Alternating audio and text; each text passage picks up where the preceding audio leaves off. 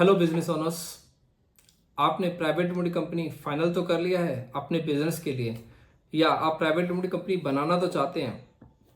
आपने सभी चीज़ें देख ली हैं, क्या डॉक्यूमेंटेशन की रिक्वायरमेंट रहने वाली है, क्या प्रोसेस रहता है, क्या बेनिफिट्स हैं, क्या नुकसान है, ये सब कुछ आप देख चुके हैं। बट फिर भी आप रजिस्टर नहीं करा पा रहे हैं प्राइवेट लिमिटेड कंपनी। तो चलिए आज हम आपको बताएंगे ऐसे 5 मेन रीज़न जिसकी वजह से एक पर्सन डिसाइड तो करता है private limited company banana, but फिर भी रजिस्टर नहीं करा पाता। मैं सीए विनय स्वागत करता हूं आपका अपने चैनल सीए विनय जगदीश में। तो चलिए बिगर किसी देरी के आज का वीडियो शुरू करते हैं।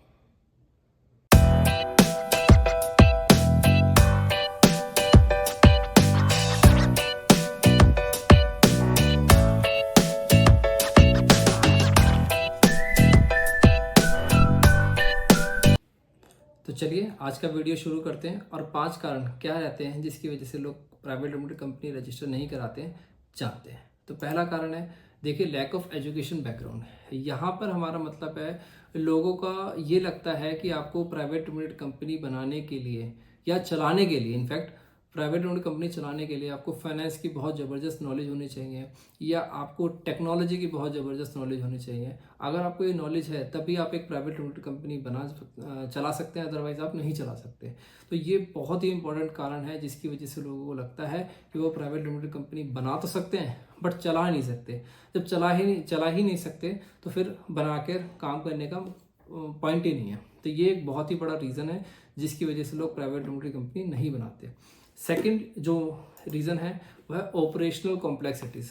देखिए, ऑपरेशनल कॉम्प्लेक्सिटी से हमारा यहाँ पर मतलब है, आप देखिए प्रोप्राइटरशिप में काम कर रहे हैं, आप प्रोप्राइटरशिप में काम करते हैं, आपको लोन लेना है, तो आप डायरेक्टली जाकर डॉक्यूमेंटेशन फॉर्मेलिटीज़ आप कंप्लीट करेंगे। डॉक्यूमेंटेशन फॉर्मेलिटीज़ कंप्लीट करने के बाद आप लोन ले लेंगे। बट अगर आप प्राइवेट लिमिटेड कंपनी के फॉर्म में काम करते हैं तो आपको सबसे पहले बोर्ड रेजोल्यूशन पास करना पड़ेगा, एक डायरेक्टर्स को अथॉरिटीज़ देनी पड़ेगी, शेयर होल्डर से जो प्रिस्क्राइब लिमिट मतलब जो प्रिस्क्राइब प्रोसीजर्स हैं कंपनीज एक्ट के हिसाब से वो आपको कंप्लीट करना पड़ेगा, तभी आप लोन ले सकते हैं। इस तरह के ऑपरेशनल कॉम्प्लेक्सिटीज़ बहुत हैं। कोई भी आपको अप्रूवल लेना है, कोई भी काम करना है, कोई भी डिसीजंस लेना है, उसके लिए आपको बोर्ड मीटिंग कंडक्ट करके उसके लिए अप्रूवल लेना पड़ता है।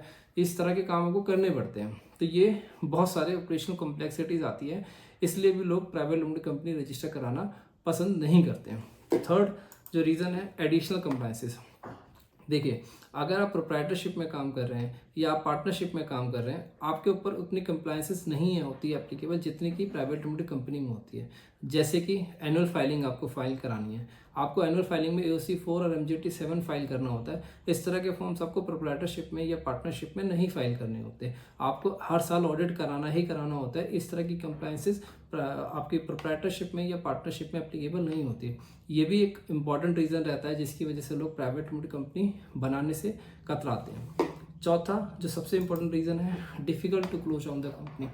देखिए, आपने कंपनी बना ली, आपके पास फाइनेंस की टेक्नोलॉजी की थोड़ी बहुत नॉलेज है भी, आपने वो भी पैरामीटर्स पास कर लिया, आपको लगता है आप कंपनी बना ली, आपने रजिस्टर करा ली, आप कंपनी में काम भी कर रहे हैं, बट किसी रीज़न की वजह से आपकी कंपनी नहीं चल पाई, तो अब आपको कंपनी का उसको क्लोज कराना होता है। जब क्लोज कराने की बात आती है तो आपको लगता है कि इतना डिफिकल्ट प्रोसेस है, 6 महीने का टाइम लगेगा, STK2 फॉर्म फाइल करना पड़ेगा, उसकी गवर्नमेंट फीस ही 10,000 रुपीज़ है, तो आपको वो बहुत मुश्किल सा प्रोसेस लगता है। आपको बहुत सारी लीगल फॉर्मेलिटीज़ कंप्लीट करनी पड़ती है प्राइवेट लिमिटेड कंपनी रजिस्टर कराने के लिए। तो ये भी एक मेजर एस्पेक्ट रहता है पर्सन के माइंड में बिफोर स्टार्टिंग अ बिजनेस। देखिए, आप बोल सकते हैं कि बिजनेस स्टार्ट करना है तो आप क्लोजिंग डाउन क्यों बोलेंगे। देखिए, वो एस्पेक्ट है कि आपको पॉजिटिव माइंड के साथ काम करना चाहिए, वो बात बिल्कुल ठीक है।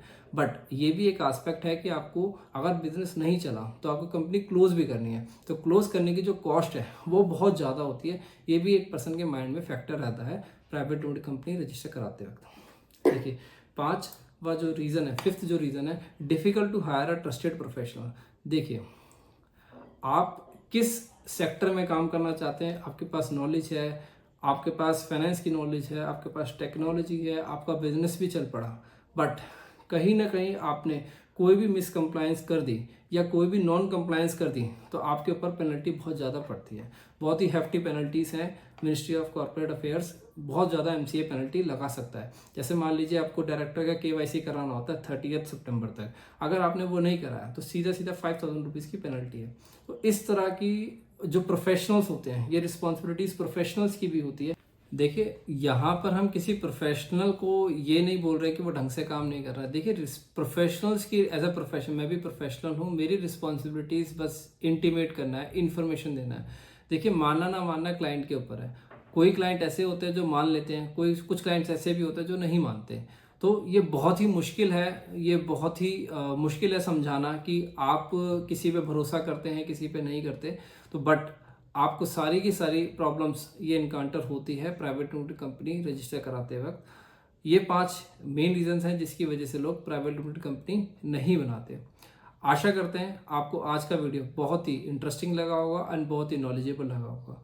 अगर आपको आज का वीडियो अच्छा लगा है तो please like, share and subscribe my YouTube channel CA Vinay Jagdish. Thank you.